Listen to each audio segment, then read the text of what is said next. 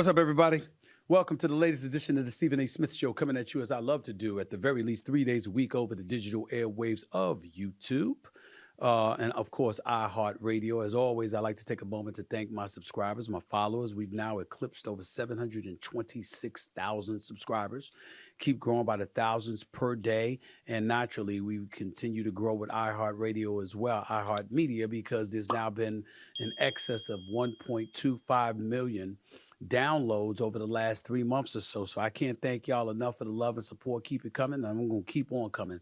While you're at it, please don't forget to pick up a copy of my New York Times best-selling book, Straight Shooter, a memoir of second chances and first takes. Once again, a memoir of second chances and first takes. Straight Shooter is the title. It is now in paperback. Just go to straightshooterbook.com.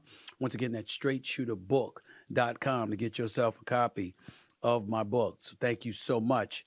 I'm on vacation, but I interviewed Patrick Bet-David, had him on Monday and Wednesday's show. It was a two-parter. I'm going to have a special guest on today's show as well. Obviously, I'm going to touch on the president and his press conference, some of the pressure he's on as well, because I don't run from those issues.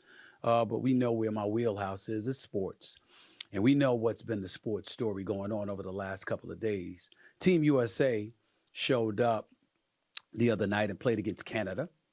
After being down 11-1, they came back, they stormed back, and despite the efforts of a Shai Gilgeous-Alexander, a Dylan Brooks, or an R.J. Barrett, and people like that, the superior team won. It was an exhibition game, relatively meaningless, but nevertheless, something that we all paid attention to. We saw Joel Embiid in the starting lineup, Anthony Davis coming off the bench. We saw LeBron James in the starting lineup. We saw Kevin Durant get the night off because of his calf situation. We saw Steph Curry out there. We saw Drew Holiday out there. We saw Devin Booker, who was in the starting lineup. He was out there.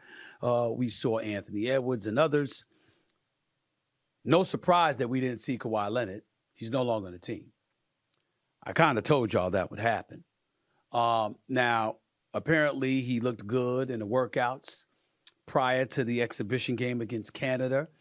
He looked pretty good, but in the best interest of the Clippers organization and his health, he was going to bow out of Olympic competition because what he wanted to do was make sure that he's ready and available for the Clippers for this upcoming season. Let me be very, very clear with what I'm about to say. If Clippers owner Steve Ballmer used every trick in the book to manipulate the proceedings per se and made sure that Kawhi Leonard wasn't representing Team USA, I wouldn't blame him one bit. I'd have done the same thing. I'm not saying that is what happened because I don't know. I did not ask. Again, I'm on vacation, okay, or from my day job at ESPN, but this is my show that I own and operate, so I had to make sure that if I wanted to speak about something, that I had the wherewithal and the availability to do it. Bottom line is this: Kawhi Leonard is rarely available. Ever since he arrived with the Clippers 5 years ago, he's missed about 46% of his regular season games and 60% of his postseason games. He was not available for the postseason, last 3 games of the postseason this year against the Dallas Mavericks due to an injury. Kawhi Leonard is perpetually injured. He is a superstar without question when healthy and on a basketball court. There's nobody that's questioning the legitimacy of his injuries. There's nobody that's questioning how great he is when he's not injured. What we're talking about is his availability. And see, this is why I'm glad Paul George left. Because in order to stay, why stay if you don't know you're going to have Kawhi Leonard on the basketball court with you, because you don't know whether or not you're going to be able to win a championship. You're not going to be able to win a championship without Kawhi Leonard, and you never know when Kawhi Leonard is going to be available. So I told y'all during the NBA Finals, although it was wrong for me to bring this up when Paul George was on the set with us for ESPN's and ABC's NBA Countdown, the bottom line is when they talked about and speculated that in the event that there needed to be a replacement, Derrick White would be first in line, I literally jumped up and said, congratulations to Derrick White. He'll be on the team because guess what? Kawhi Leonard ain't going to be. He ain't going to last. He might get injured flying to Paris. Well, guess what? He didn't make it that far. He didn't make it further than Vegas. This is what I'm telling you. Some people are perpetually injured, okay? And I'm not hating on that at all. He's a 2-time champion, 2-time NBA Finals MVP, but he is perpetually unavailable when it really, really counts.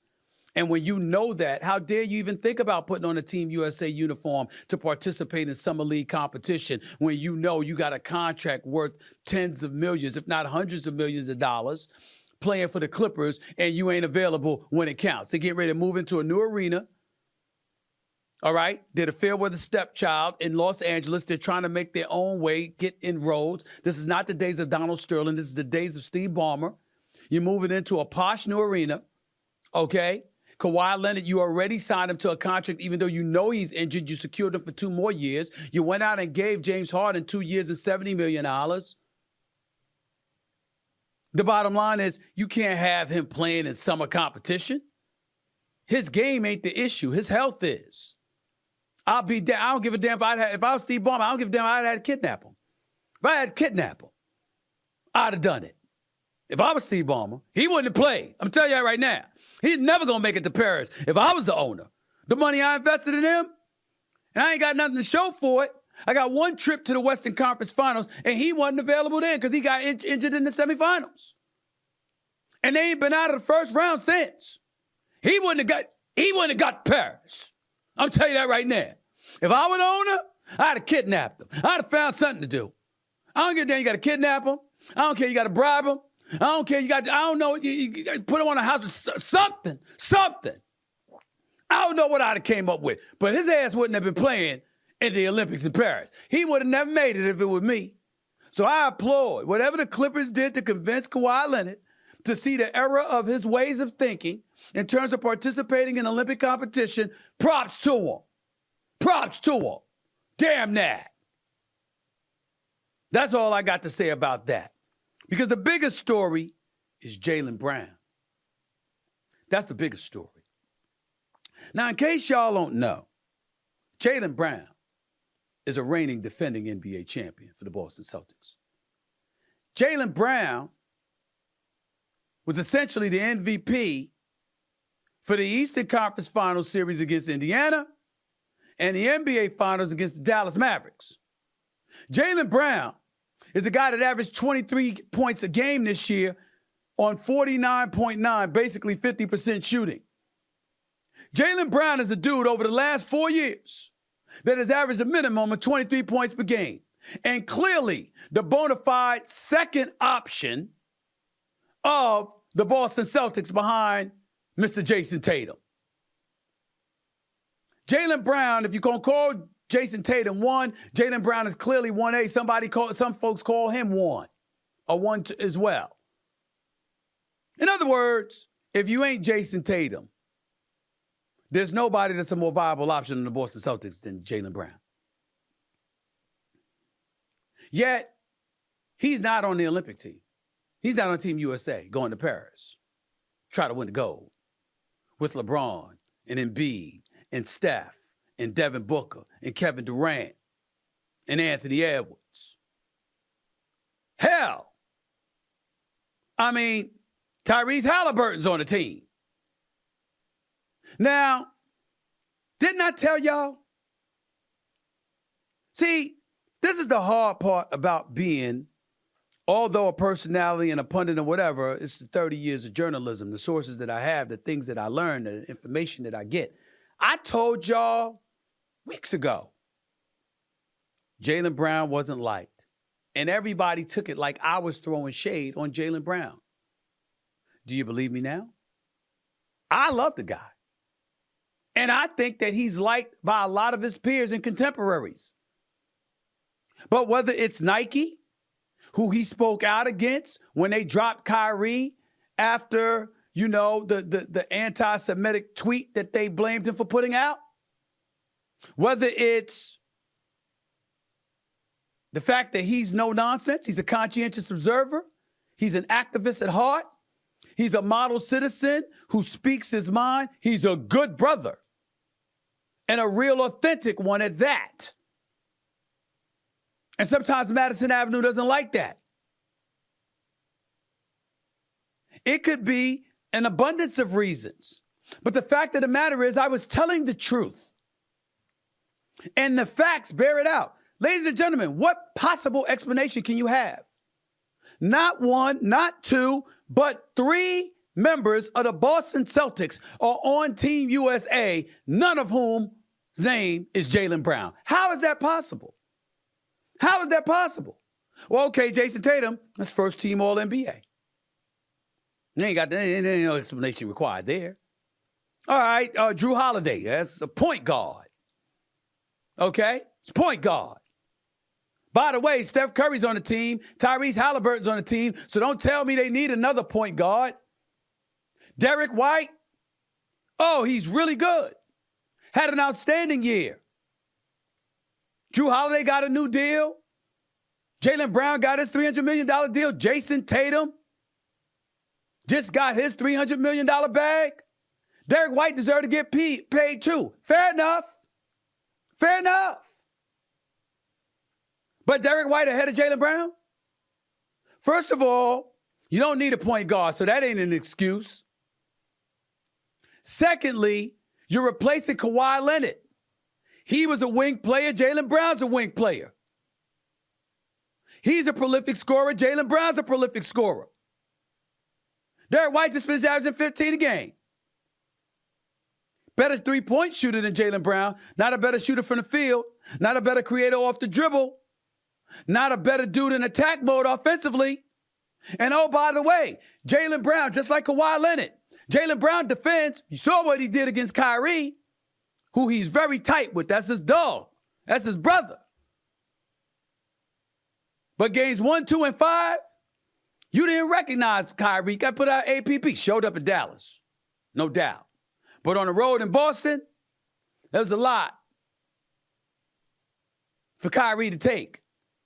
That crowd, that venom and hostility aimed in this direction because he left the Boston Celtics like a thief in the night to go to Brooklyn, stepping on a parquet floor thereafter as a member of the Brooklyn Nets. Oh, they don't like him, and they threw the kitchen sink at him. And then on top of it all, he had to deal with Jaylen Brown. Jaylen Brown can defend. He is a complete player. He is an all-star. He is somebody that should have been All-NBA. He got my vote for All-NBA. Even though others left him off inexplicably so. Can't tell me he ain't one of the top 15 players in the world. I don't know what folks are smoking. When are y'all going to wake up? When are we going to start, instead of getting personal and emotional and making assumptions just to fill a narrative and create clickbait, let's be sensible here. Explain to me how Jaylen Brown could be left off of Team USA in favor of Tatum, Holiday, and Derrick White. 3 members of the Boston Celtics are on the team, and none of their names are Jaylen Brown. How can this be justified? This is no shade on Derrick White. Derrick White had a damn good season. Derrick White is a glue piece. He fits with the team. Nobody's questioning the basketball decisions of a Derrick White being on the team. What we're saying is, how is it that he fits but Jaylen Brown doesn't? Jaylen Brown can score. Jaylen Brown can shoot. Jaylen Brown can defend. Ladies and gentlemen, this ain't basketball. That's what I'm saying. This is not just a basketball decision. They took other things into consideration. Y'all could speculate about anything. Hell, it could be anything. But it ain't just basketball, because from a strictly basketball perspective, Jaylen Brown deserves to be on the team. His cryptic tweet with the eyeglass or whatever, like, what the hell is that decision about? Ladies and gentlemen, why would he do that? Why would Jaylen Brown do that? Those are his teammates on the team. Because he's given fodder. And then he said, and I got the quote here, to Nike, who he had beef with, like I pointed out. This is what we doing? Because Nike is believed to have a long-standing relationship with Team USA, and obviously they wield a significant level of influence. That could be a reason. I think it's also the fact that he was a conscientious observer and on the front lines, fighting on behalf of black people when the whole social justice movement was going on. It could be anything. I don't know, but it could be any of that.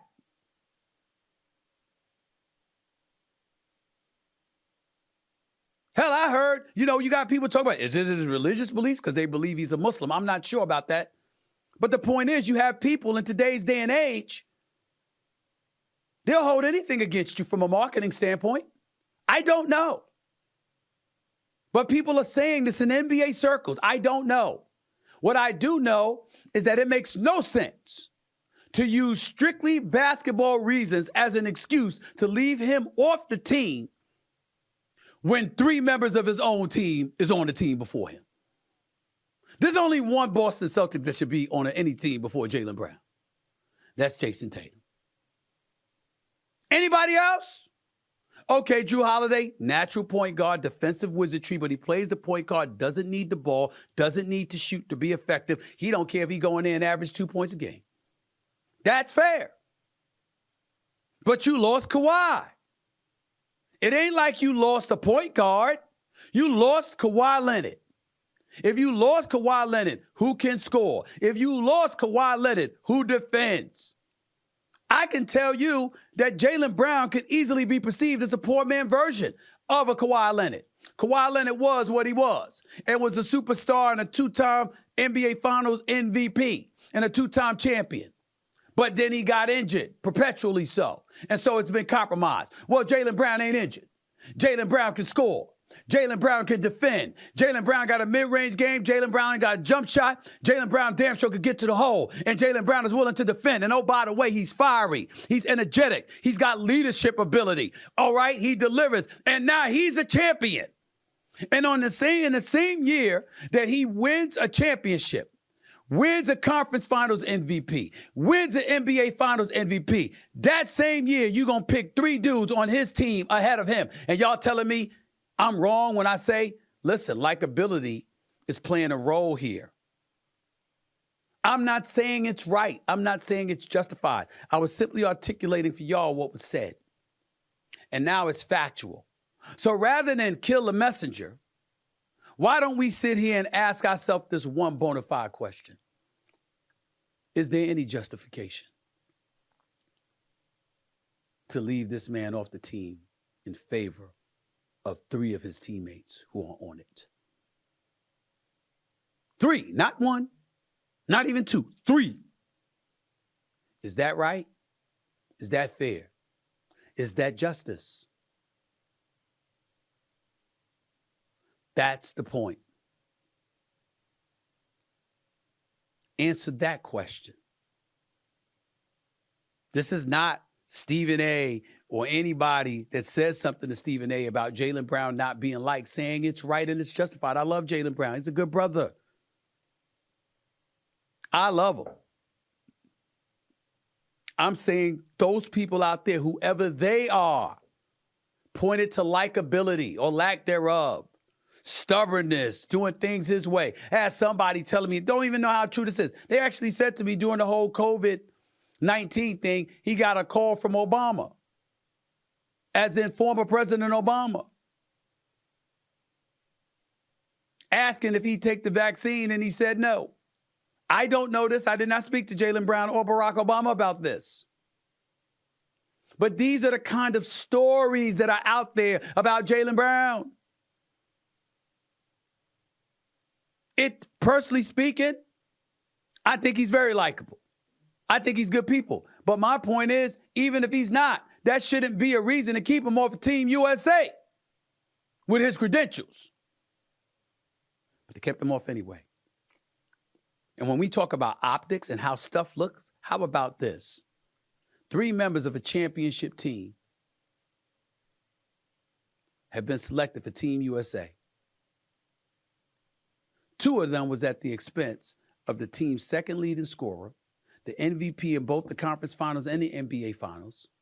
And on top of it all, the same year that all of that happened, he was also left off the All-NBA team. So as great as this brother is, he's left off the All-NBA team. He's left off of Team USA.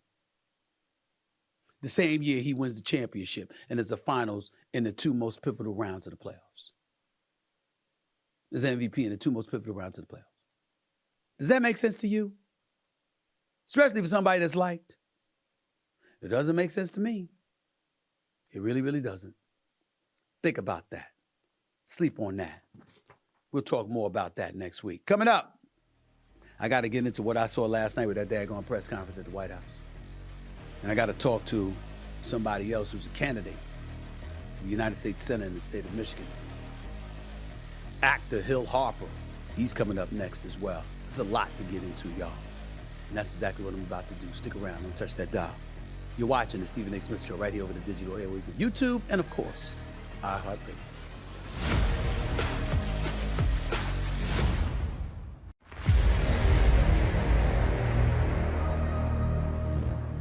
Okay, everybody, you know what time it is, right? It's time for Stephen A's Weekly Picks. Everybody knows that I live and breathe sports and that I need to be right there in the middle of all the action. And how do I do that exactly? There's only one way. I use PrizePicks. That's what I do. You see, PrizePicks is the largest fantasy sports platform in all of the land with more than 3 million members. Not only that, it's incredibly easy to play. You just choose 2 or more players and then pick more or less on their projected in-game stats. But the best part is you can pick and choose players from any of the sports you love to watch, whether it's Caitlin Clark, Aaron Judge, hey, even if it's Coco Golf. And if you go to PrizePicks.com right now and use promo code SAS, you'll receive a 100% deposit bonus up to $100. That's right, I didn't stutter. Go to PrizePicks.com, type in my initials SAS, and get a first-time deposit match up to $100. And if you go to PrizePicks app, you'll be able to see my picks for today. Football season is right around the corner, so I'm getting started early, y'all, with my picks for, pay attention, total rushing yards for the season. So let's get to them. San Francisco 49ers superstar Christian McCaffrey, more or less than 1,149 and a half yards. It's rushing yards. It's Christian McCaffrey. It's for the reigning NFC champion San Francisco 49ers. I'm going with more. Obviously, Kyle Shanahan's going to find a way to facilitate getting the ball in that brother's hands. He's going to do some big things. 17 games in the season, 1,149 and a half yards for Christian McCaffrey. It shouldn't be a problem. We're going to go with more. Let's get to the second man on this category. Baltimore Ravens star Derrick Henry. He was with the Tennessee Titans all of these years. He's now a Baltimore Raven in his first season. More or less than 975 and a half rushing yards. Derrick Henry might get that in 4 games. Depending on who he's interested in running over on a particular Sunday or Monday or Thursday night. This brother's something special. I think it was a big mistake for the Dallas Cowboys not to make sure they got him so you could take some of that pressure off of Dak Prescott. They didn't listen to me. They let John Harbaugh and the Baltimore Ravens get their hands on him. He's going to help things for Lamar Jackson, of course, and he's going to rush for over 1,000 yards. Make no mistake about that. That's Derrick Henry. That's an easy one right there. We're going with more. Next up on the list, Philadelphia Eagles new star Saquon Barkley coming over from the New York Giants. More or less than 1,049 and a half yards rushing. I'm going with less, but not for the reasons you think. I think he's going to be utilized significantly catching passes out of the backfield as opposed to simply just running with the football. I think he's that kind of dual threat. He's that electrifying in the open field. I think it's going to force defenses to pay attention a little bit. It's going to open things up for A.J. Brown and Devontae Smith on the outside. I think you got to keep your eyes on Philadelphia and how potent their offense is going to be, and Saquon Barkley is going to have a lot to do with it, but not because he's going to be running roughshod over everybody out of the backfield. He's going to beat you in a myriad of ways. So as it pertains specifically to rushing, I'm going to go with less. Now let's go to the last category. Indianapolis Colts star Jonathan Taylor, more or less than 1,075 and a half yards rushing. The brother's a stud when healthy. Obviously, they had problems at the quarterback spot last year with Richardson going down early in the season due to his injury, but he'll be back. Jonathan Taylor, he had missed some time. He'll be back as well. The brother can ball. I'm going with more for the Indianapolis Colts with Jonathan Taylor running the football. So let's go and review this over and over again. Christian McCaffrey, more. Derrick Henry, more. Saquon Barkley, less. Jonathan Taylor, more. More, less. It's always more than less when you're dealing with PrizePicks. Figure that out and then get back to me.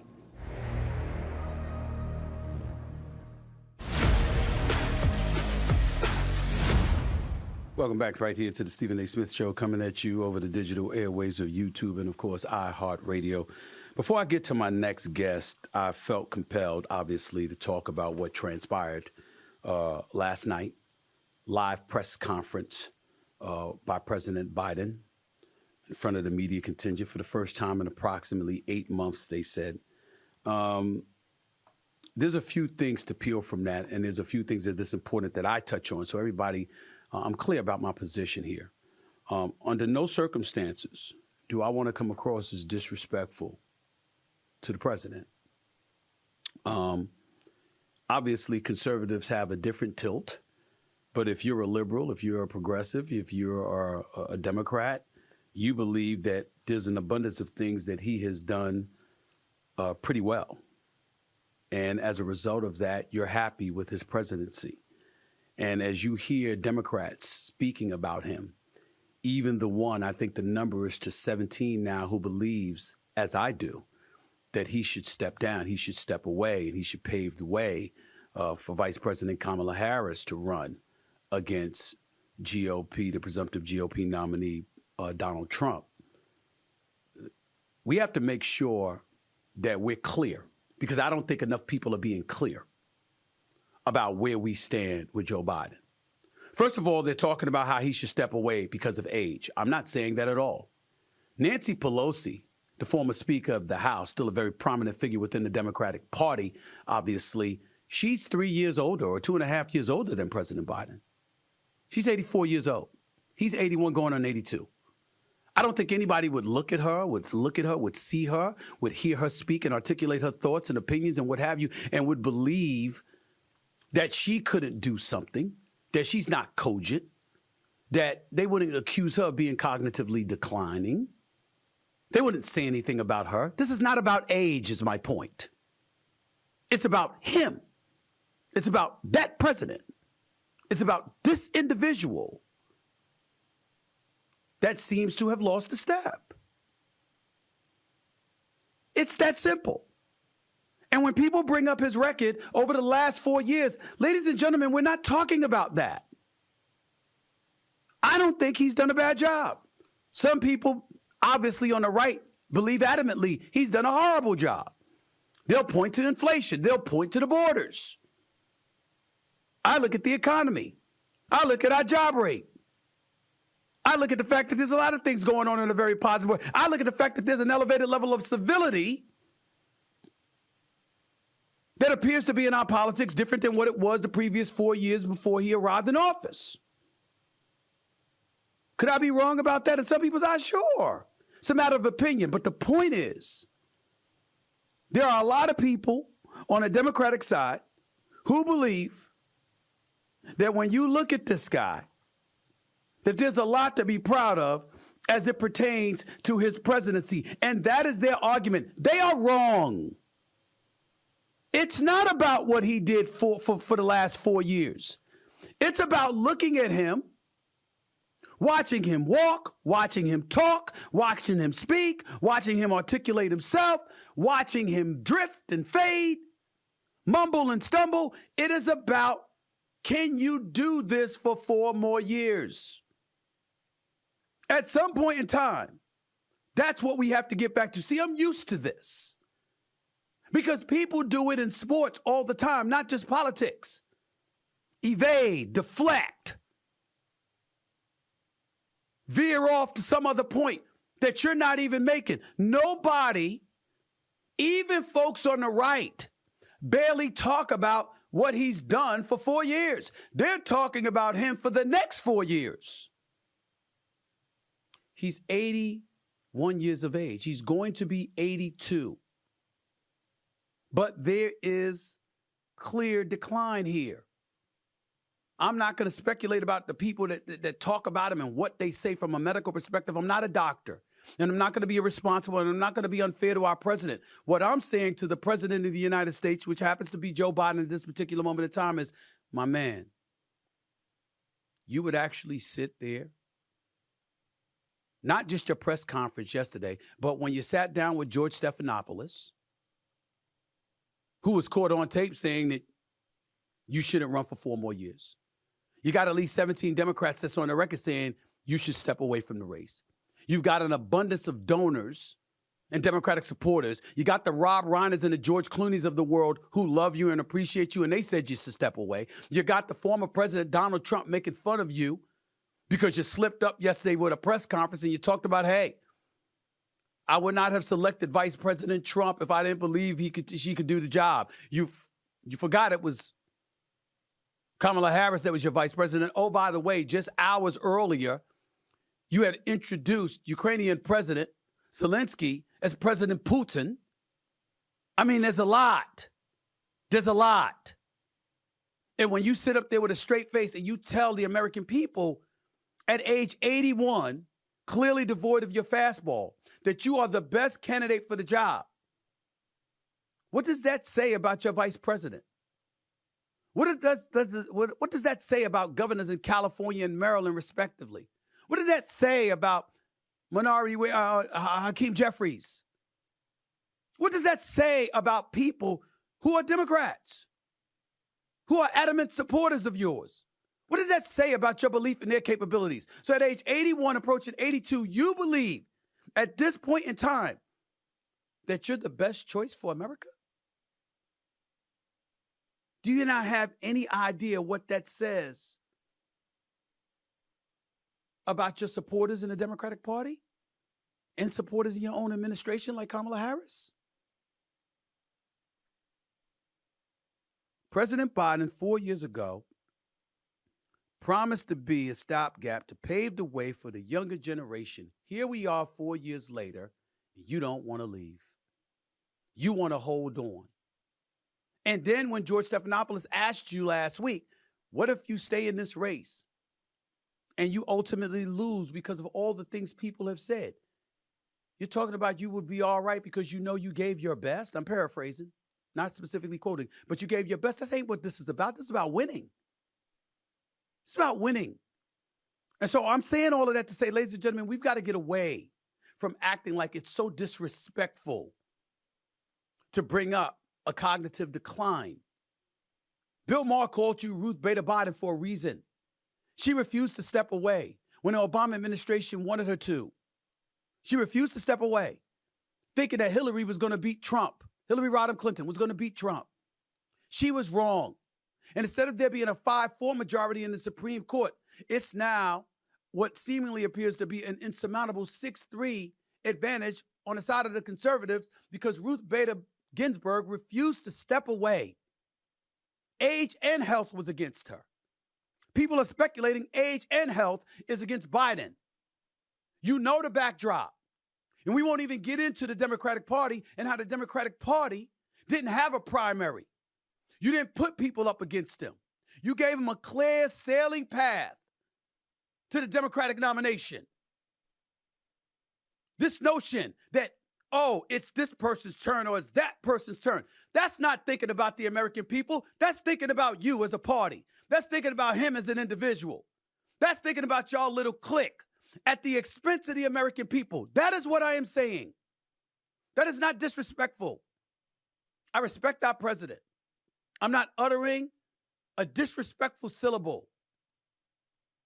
But I'm going to say this because somebody got to say it, so I'm going to say it.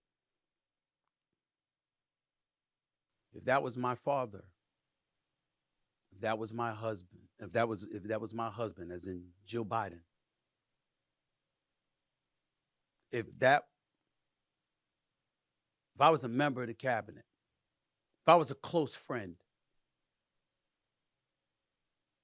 there's no way I would let him go out there like that. What the hell is going on? That's all I'm saying. In the eyes of tens of millions of people, our president has done a phenomenal job. In their eyes. Me, some things I like, some things I don't. Conservatives, hell no, they ain't trying to hear that. This is not about the job he's done. This is not about the human being that people swear he is. A conscientious, good person, et cetera, et cetera. This is not about that. This is about looking at him, listening to him, hearing him, watching him, and saying, can he give us 4 more years?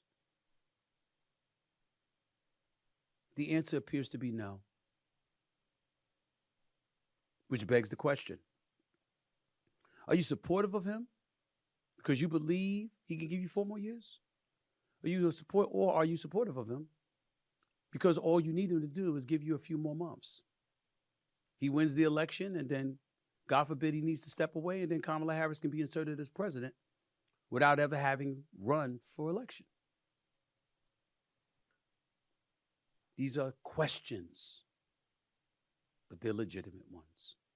I mean, that's really all I have to say at this particular moment about President Joe Biden, but I'm not the only one that's going to be speaking about him. There's a candidate for the U.S. Senate in the state of Michigan that should have a lot to say.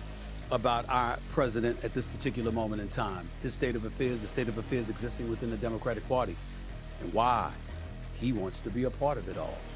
The one and only Hill Harper, actor extraordinaire. He's up next with yours truly, right here on the Stephen A. Smith Show, over the digital airwaves of YouTube and iHeartRadio.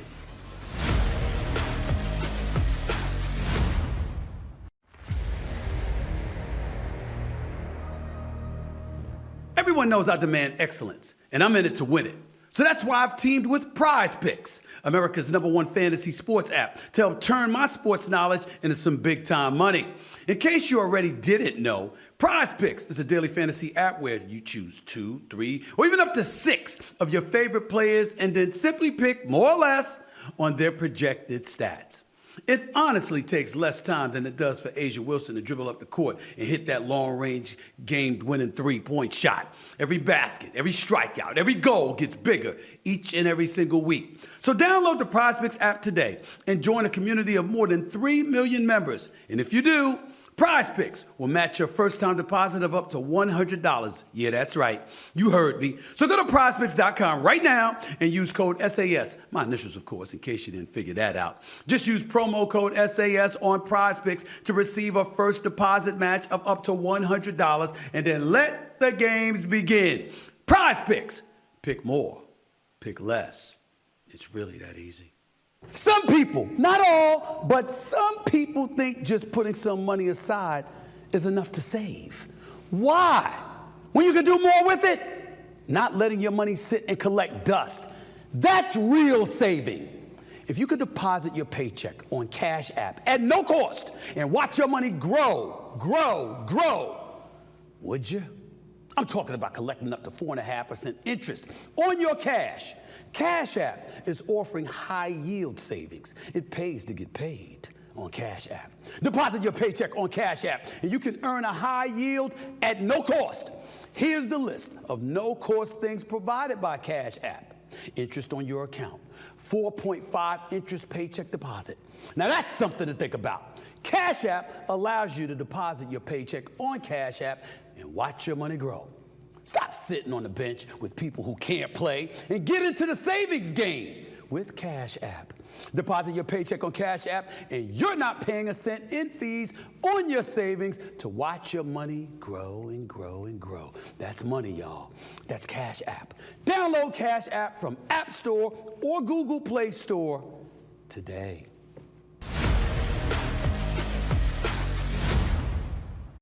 Dear Pierce, I'm recording this video for you because I'm about to make a big announcement.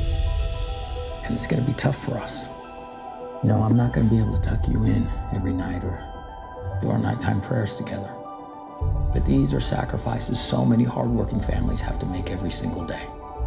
Fighting for what you believe in is hard enough, but it's worth doing when you found something that makes your heart beat faster. And for me, it's you. Yeah, I've started a nonprofit, owned a small business in Detroit, even beat cancer. Served on President Obama's cancer panel, earned Ivy League degrees, and written best-selling books. But for me, adopting you is the greatest thing I've done in my life. You see, the world you're growing up in doesn't feel like it's getting any better. It's more divisive and more dangerous. When you told me that you were afraid to go to school because of shootings, it's not freedom. Our economy works for the richest, while the most vulnerable have to work even harder than ever to keep up. That's not freedom.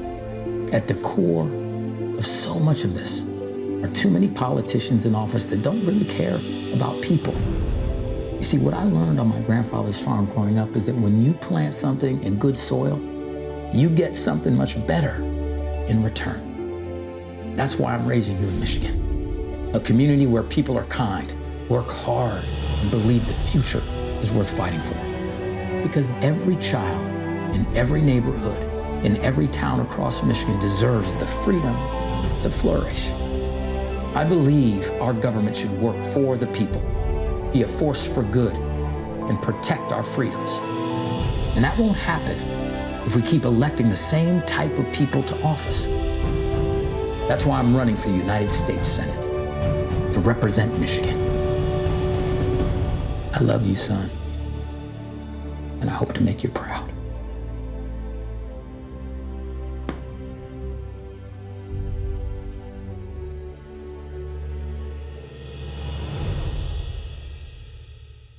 Believe in better. I absolutely love that line. Ladies and gentlemen, my guest is an award-winning actor known for roles on the hit CBS drama CSI New York and The Good Doctor.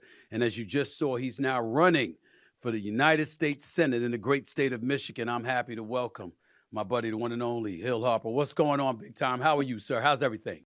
Everything is great. Great to be on. It's great to see you. And man, I hadn't watched that in a while. And I get emotional every time I watch it, just because it's been true. You know, I've been all over the state of Michigan, traveling everywhere, and I haven't. You know, there's some nights I can't tuck my son into bed, and there's some nights I just don't get home in time, and it's been hard. You know, he just graduated from second grade. I got him through second grade, which I'm happy about. But man, this what we're attempting to do here, attempting to bring real leadership to a really broken place like our Congress and our U.S. Senate it's worth it, because we got to fight for our kids' future, quite simply. And so I'm glad I just saw that again, because man, I'm ready to go out and fight again today. Every day's a fight. So if I'm ready to go out and fight, that charged me up. It doesn't take long to be around you. You can just be around you for a few minutes, as I have been in the past, and know that you're an eternal optimist. So, you know, I know why you're doing it. And then you bring up your adopted son, Pierce, beautiful little boy. Congratulations on that wonderful kid. I guess the question to me for you would be, I understand why you're doing it, but how much of a difference do you believe you're going to have the potential to make in light of the climate that exist in Washington?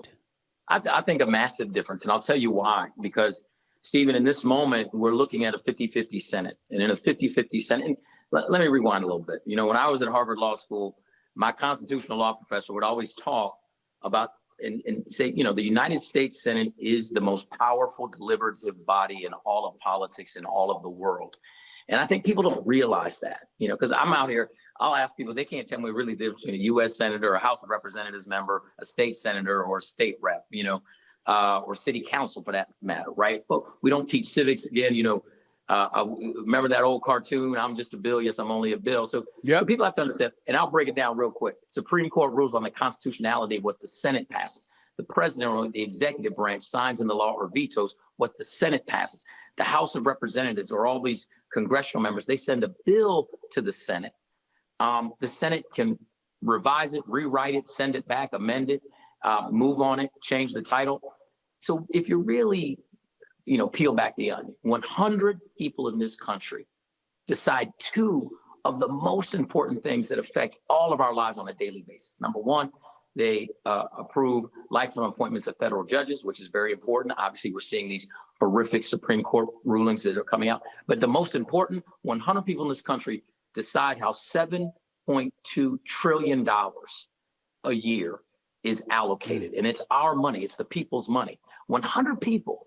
And I think people forget that the president doesn't decide how the money is allocated.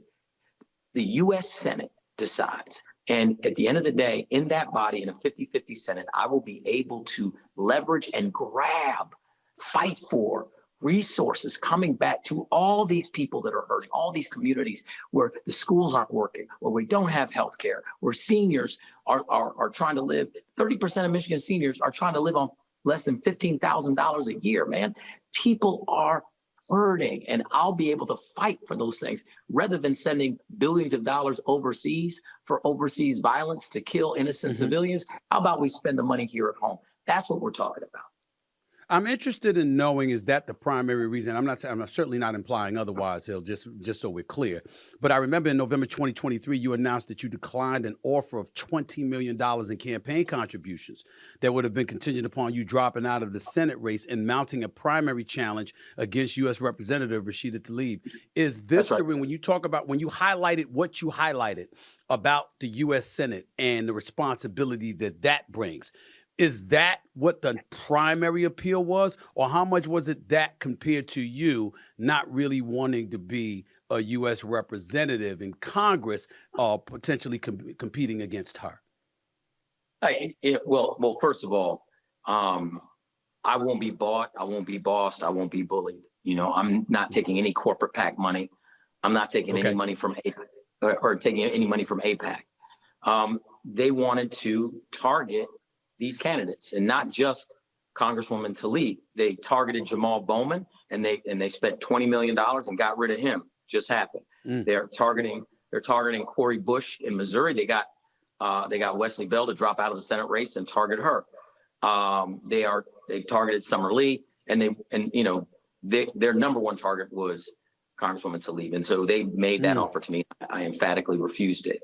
I'm running to get money out of politics. I'm not running to be bought by special interests and target other candidates.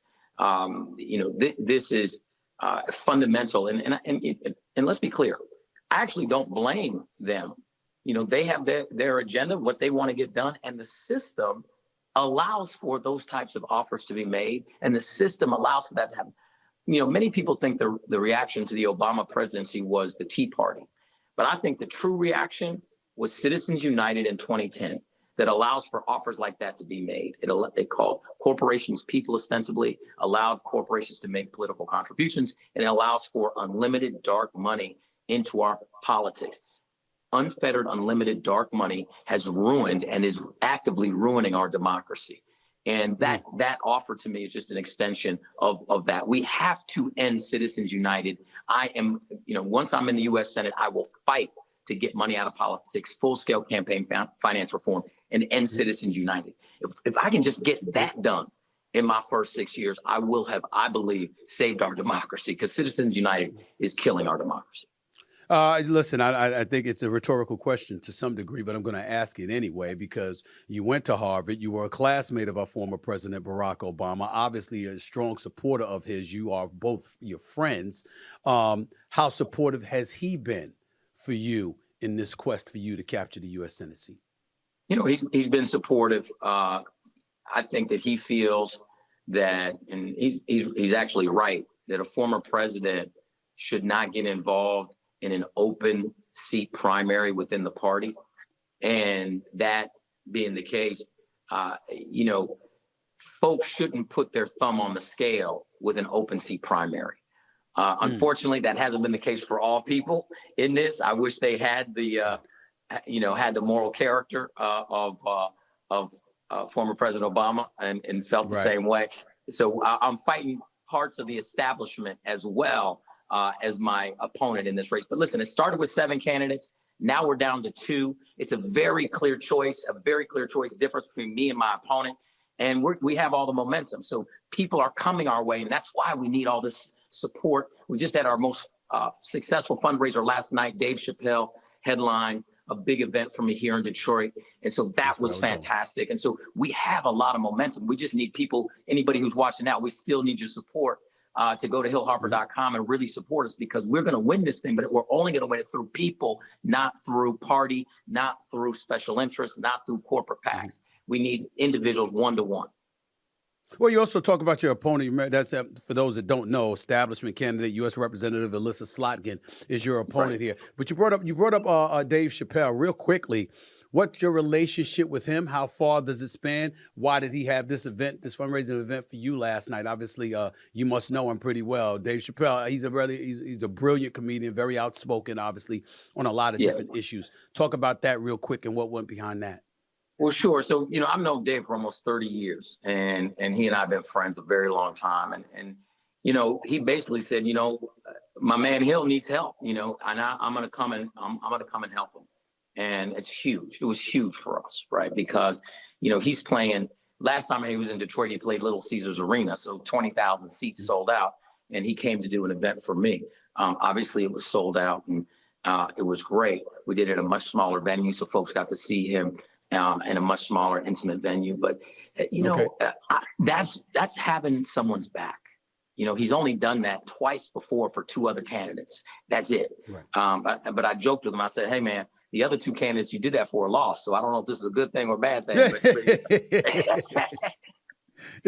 But I got you. Go ahead. Yeah. No, I'm just saying it was a beautiful night. This is the type of thing we need to do as Democrats. And I'm telling you, we have to charge people up. We have to say everybody's invited. We're supposed to be the big tent party. And the problem with the Democratic Party establishment is that they have been eliminating people out of it, right? So I was one of the first candidates in the country to call for a ceasefire. We have to, to win in Michigan, African-American turnout, Arab and Muslim. The largest Arab and Muslim community outside of the Middle East is here in Dearborn and Dearborn Heights in Michigan. Those voters have to be spoken to and respect. And then you go into immigrants and progressives and Latinos and Asians. Everybody has to be welcome. The farmers, like I talk about in the video. That's how we win. That's how we win. We build coalition. And that's why I announced the unity agenda this past week, because if we don't unify, we're definitely going to lose. Fracture means lose. I want to transition to the state of Michigan, because that's what you're running. That's the Senate seat you're running for, to represent that state. Obviously, right. and if you go to if you go to your website, and you can talk about that for a second. But I read your article on Flint, Michigan, the 10-year anniversary of that crisis that took place in 2014. I mean, the water still ain't. I don't know anybody trusts drinking water in Flint, Michigan, for crying out loud. It's a catastrophe. It's egregious. It's a crisis. The government should be ashamed. Our country should be ashamed for something like that happening to those citizens there. Talk to me about your primary objective in the state of Michigan. You take over as a U.S. Senator representing the state of Michigan. Talk to me about the top 2 or 3 things that you want to tackle. You want to make sure the world knows you want to tackle. Sure. Well, number one, universal health care. Health care right now, we don't have a health care system. We have a sick care system. Both of my parents were doctors. My mother's 86 years old. She lives with me here in Detroit. She's one of the first Black female anesthesiologists in the country. She's just a hero. And she and I talk all the time that when she got into medicine, it was nonprofit. And the fact that private equity and for-profit so-called healthcare has entered the space, that the incentives are all wrong. Big Pharma spent $375 million on elections in 2022. They're on track to spend over $400 million in this presidential year cycle. There's no question. Just 12 minutes from where I'm sitting, if I go over across the Ambassador Bridge to Canada, I'll pay 13 times less for a vial of insulin. Okay, people are deciding between paying for life-saving medicine and their rent. We have to have Medicare for all, universal health care that includes mental health care, that includes vision care, that includes dental care. That is job one, and that's for everyone. Number 2, we need to pass and legislate federally women's reproductive rights and women's reproductive freedom. It's outrageous that my mother at 86 years old would have more body autonomy and ability to control her body and her relationship with her doctor, licensed care provider, than my 24-year-old staffer on my campaign. It's ridiculous. And then, there's many other things. Common sense gun laws. I was just yesterday, Stephen, at the corner of Reno and Rossini here in Detroit. 2 people, young people, were shot and killed, the east side of Detroit, and 19 folks were also shot and injured. I went up and down the block, met with people on the street, met with families. There was a candlelight vigil. We have to have common sense gun laws, and we have to get that done. And let me just say this one thing. Speaking of Flint, I was in the Genesee County Jail yesterday, because if you're in jail here in Michigan awaiting trial, you can vote absentee. And so I went to talk to the brothers and sisters in jail in Flint. Genesee County's Flint. So I was in Flint speaking. The residents of Flint still have not been compensated. And the fact is, the governor at the time, Governor Schneider, he should have been prosecuted for what happened to the people of Flint. It is horrific, and it continues. And we all are culpable. We all are culpable of watching this happen and doing nothing about it. And that's an example. Folks aren't voting because they don't feel represented. They're like, if this can happen to me and no one's fighting for me, and no one's fighting to get federal dollars here, no one's fighting to do what needs to be done, and they see it. They're like, they don't have lobbyists, they don't have super PACs, and they know it. So therefore, they feel unrepresented. This has to stop. And the way we stop it is electing new leadership, getting rid of the folks that are in there and putting new people in like me. Well, what I applaud listening to you, what I applaud is that you're talking about everybody. You're not letting anybody off the hook, because we're all culpable to some degree. Right. And both sides of the aisle politically are culpable to some degree. And obviously, knowing you and your MO, your reputation, how much of a stand-up guy you are, you're one of those people that's going to hold folks accountable, even if it's on your side of the aisle. And I think that's a breath of fresh air to a lot of constituents out there. But I will say this. Speaking about that and transitioning to the Democratic Party, I want to know how you feel about President Biden and him being adamant about staying in this race. And before you answer that question, I want to be adamant about where I'm positioned. I want to make sure you know where I stand. I think he should step down. I think he should step. I don't think this is about the 4 years. I'm not even getting into the 4 years that he's had in office. If you're a liberal, if you're a progressive, you're a Democrat, you think he did a pretty damn good job, okay? That's not where I'm going. And I'm not going into age because, as you just pointed out, your mother's 86 years old and you talk to her every day. She talks with you every day. I'm quite sure she's still a brilliant, accomplished woman. But there are people who get a bit older. This is not about ageism. This is about him. And I'm saying if there's clear slippage, I'm looking at Kamala Harris. I'm looking at Newsom. I'm looking at Westmoreland, Maryland. I'm looking at Hakeem Jeffries. I'm looking at an abundance of people in office representing the Democratic Party that would have a good chance or a competitive chance to knock off the presumptive GOP nominee. So his insistence on staying in the race and at 81 years of age, approaching 82 years of age, swearing that he is the best candidate for the job, I think is not a good thing. To that you say what? So I think that there's a number of things we have to unpack here. Okay. But we have to look at what the goal is. The goal is to make sure that the former 45th president of the United States does not cross the threshold of the White House again. Okay. That is absolute. There's no question that with Project 2025 and all of the things we don't even need to go into. He ain't getting my vote. He's not getting my vote. I can tell you that much. I'm not voting for Trump. So the question has to be, first and foremost, how has he stopped the best? Now we go to the next question. If that's the North Star, that's the goal. How do you get there? Couple things that folks don't talk about enough, I think, when they're, when we're having this conversation. Number one, replacing a United States president who is sitting in the presidency right now is not like finding a new prom date. It's not that easy to unwind, right? Because there's all these things that have to happen. Not the least of which is campaign finance. Right now, money is the mother's milk of politics, right? Because the goal is to get voters out. And certainly, I just said, I don't want to sound hypocritical. I'm running to get money out of politics, but I need money. And any politician these days needs money to win right now. Hopefully, I can change that once I'm in office. But right now, let's not ignore the fact you need money. And so he would have to return, his campaign would have to return all of the money that's been funded for the general election, which is hundreds of millions of dollars, right? And so when you think about that, unless it was Kamala Harris, because if it's Kamala Harris, that money does not have to be returned. And let me say this about Kamala Harris very quickly.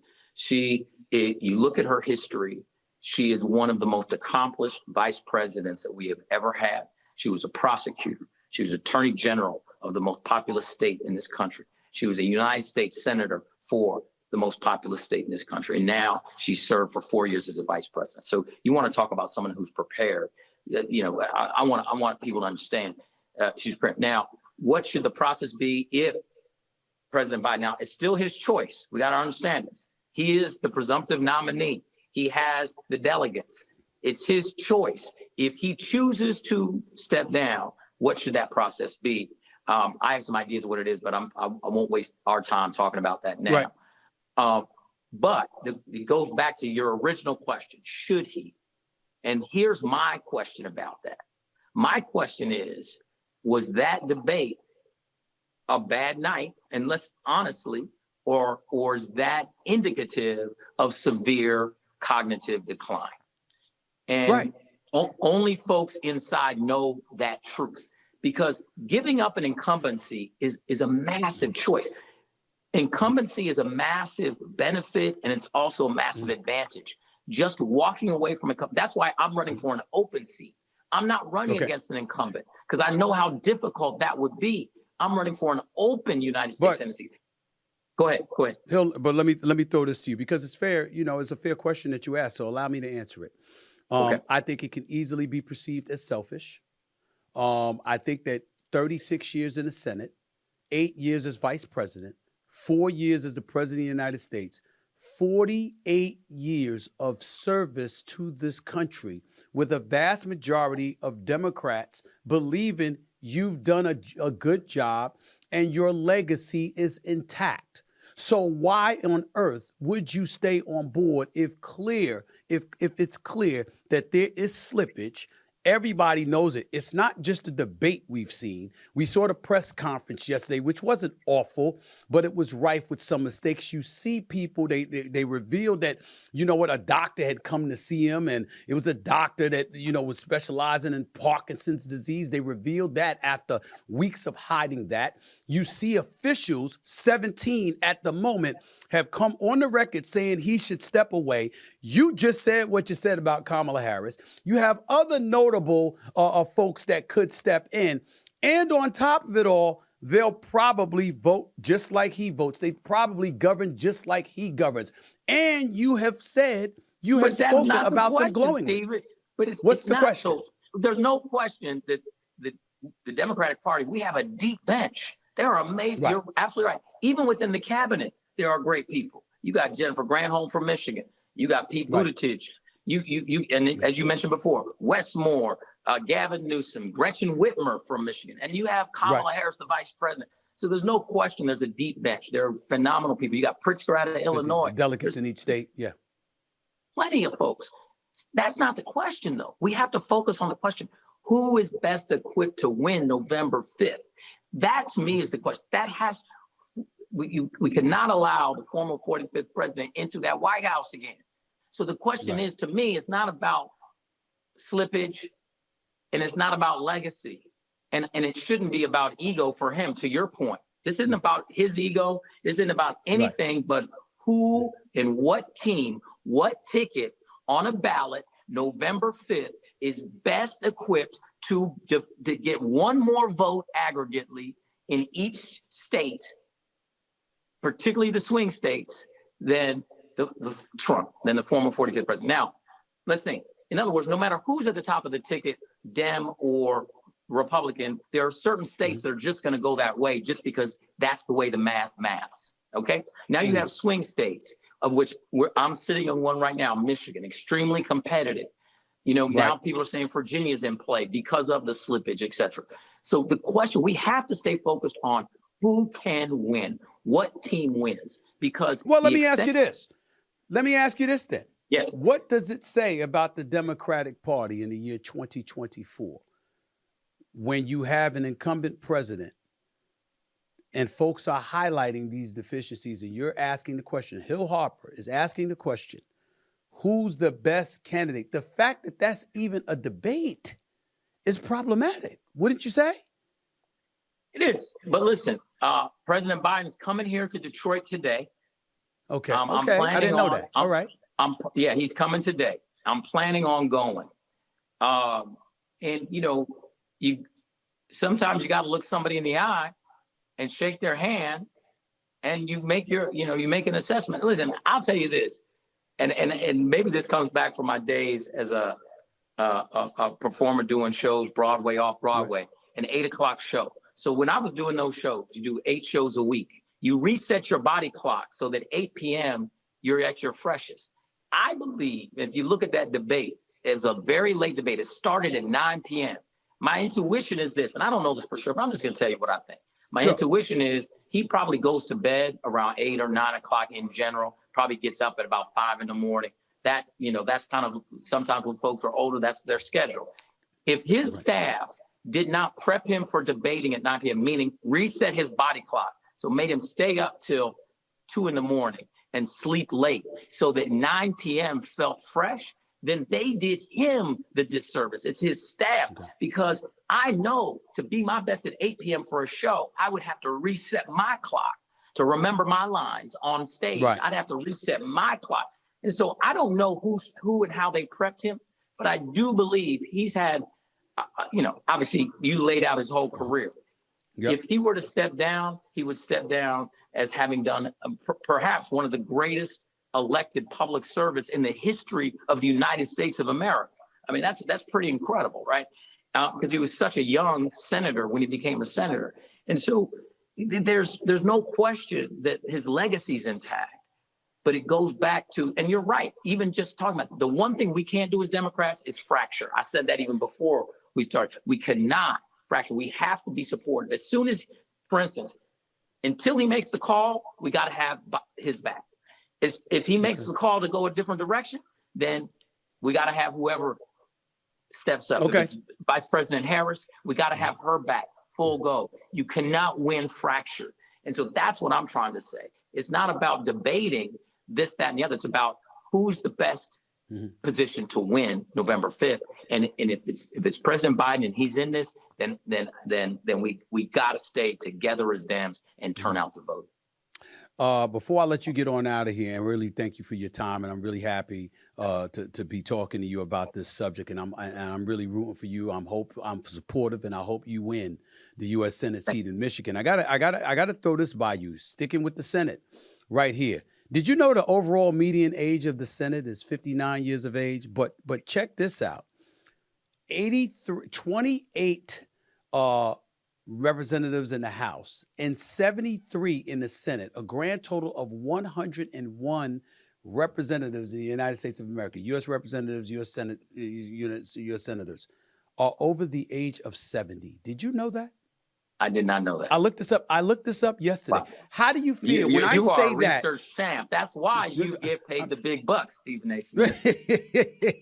I'm just saying, Hill, I gotta know, because again, we're talking about Biden we spoke about Biden for a few minutes, but now getting back to the U.S. Senate, and you see these representatives in the House and the Senate, 101 of them, last time I checked, which was yesterday, are over the age of 70. How should the American people feel about that? Yeah, Stephen A., I actually don't think about age so much as I think about lived experience and what you've done. Okay. And so for me, the problem with the Senate is not the age of the folks. It's the fact that the vast majority of them have come up through politics. They're all politicians, so to speak. And they have very limited lived experience, except for being either a government appointed official or an elected official. So therefore, the diversity of experience, and for instance, I'll just give you an example. If I'm elected to the U.S. Senate, listen to this, I'd be the only active union member in the U.S. Senate. We're already down to 6% union membership of the private sector. Unions deserve a seat at the table in the United States Senate. If I'm elected to the U.S. Senate, I'd be only one of 2 parents of an elementary age child. That kind of speaks to your point about age, but that's outrageous. We have so many issues about education, public education. We need parents of kids that are experiencing active shooter training drills so they can go in and say, you're damaging the mental health of my child by not dealing with the gun violence epidemic and letting the NRA and the gun lobby control. If I'm elected to the U.S. Senate, I'd be only a handful of small business owners in the U.S. Senate. Small businesses are the engine of every neighborhood's and community's economy and job creation. And so the problem to me in the Senate and in Congress is the fact that we have a bunch of full-time politicians, lifelong politicians, career politicians who are owned. They've been bought and sold by special interests, corporate interests. And that's who I'm running against. That exact person is who I'm running against, a lifelong government employee in this race. And that we don't need more of those in the U.S. Senate. We got plenty of those. And yes, we need more diversity from lived experiences. So age can be a factor, and yes, we need more young leadership. It's just to me, it's about energy. To be quite honest, I don't care how old you are. If you got the juice, if you got the energy, then you can make things happen. My mom is 86, as we said. She's got the energy and the juice. I can't even keep up with her. So it's about energy and what you're bringing. Listen, my man, I appreciate so much of your time. And by the way, let me not leave out the fact that you're an author of 6 books. I want to make sure I let my audience know that. Letters to a Young Brother, Manifest Your Destiny, 2006. Letters to a Young Sister, Define Your Destiny, published in 2008. The Conversation, How Black Men and Women Can Build Loving, Trusting Relationships. That was 2010. The Wealth Cure, Putting Money in Its Place, and The Wiley Boys, both 2011. And of course, Letters to an Incarcerated Brother, Encouragement, Hope, and Healing for Inmates and Their Loved Ones. Both Barack Obama and Michelle Obama, the greatest first lady in the history of America, by the way. Say that. They both contributed to that book. Oh, yes, I absolutely love her. I wish she was running, to be quite honest with you. Hill Harper, all the best to you. I'm here. I'm rooting for you, my brother. Keep trying to make it happen, my man. Keep grinding. Listen, you keep it up. You're doing a great job. I love your passion and energy. Brings people in. And folks, please go visit the website, hillharper.com. Even $2 makes a difference. We need you. Love you. We're going to go win this. God bless. Hillharper.com. I'm going to go there and make my donation now, my brother. You take care of yourself, man. I'll talk to you soon. Thanks so much. All right. The one and only Hill Harper, actor extraordinaire, obviously conscientious observer, activist, now running for the U.S. Senate in the state of Michigan. Wishing him nothing but the best. That's it for this edition of the Stephen A. Smith Show. I hope you liked it. I hope you enjoyed that interview. Obviously, I had Patrick Bet-David on Monday and Wednesday. Have him, Hill Harper, on this Friday. Happy to do it. As I told y'all before, number of voices would be on this show. Numerous voices would be on this show. That is not going to change, okay? I'm going to listen to everybody that I can, as long as you have something substantive to say and you're decent and respectful in articulating your message. This is a platform that I am happy to make available to you. Until next time, ladies and gentlemen, this is Stephen A. signing off. Peace and love. Enjoy your weekend.